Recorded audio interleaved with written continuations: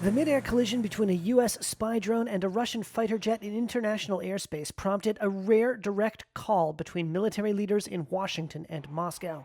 I just got off the phone with my Russian counterpart, Minister Shoigu. U.S. Defense Secretary Lloyd Austin on Wednesday said he'd spoken with Russia's defense minister about the incident where a Russian Su-27 aircraft the day before intercepted, struck, and damaged the propeller of an American MQ-9 Reaper drone, forcing operators to crash it into the waters of the Black Sea. And the United States will continue to fly and to operate wherever international law allows.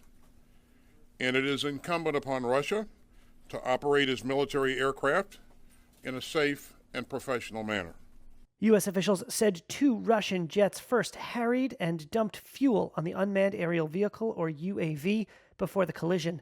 U.S. General Mark Milley, the chairman of the Joint Chiefs of Staff, said it was not yet clear whether the crash was intentional or accidental.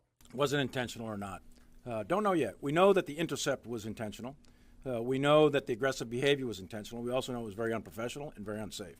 The actual contact of the fixed-wing Russian fighter with our UAV, the physical contact of those two, not sure yet. That remains to be seen. Milley said the Pentagon had video evidence of the encounter and would consider declassifying parts of it. But Russia's defense ministry claimed the American drone was heading toward Russian-held territory and said there was no collision, asserting the MQ-9 crashed all on its own.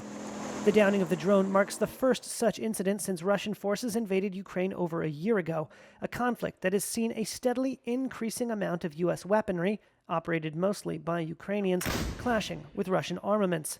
We've been waiting for this sort of thing to happen for some time. It's surprising it hasn't already happened. Professor Michael Clark is the former Director General of the Royal United Services Institute in London. The United States have been flying drones in open airspace across the Black Sea, as they're perfectly legally entitled to do.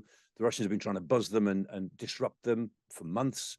It was only a matter of time. Despite Russian denials, Clark told Reuters he believed the collision was real, if unintended. This almost certainly, I'm 99% certain, was an accident, pilot error. I mean, the Su-27 pilot who can deliberately and safely fly his plane into the propeller of a Reaper drone hasn't yet been born. So I'm sure it's an accident, and that pilot's very lucky. Russia said it would try to recover the drone wreckage from the sea. General Milley said the waters where the MQ-9 splashed down were 4,000 to 5,000 feet deep, making any recovery attempt difficult.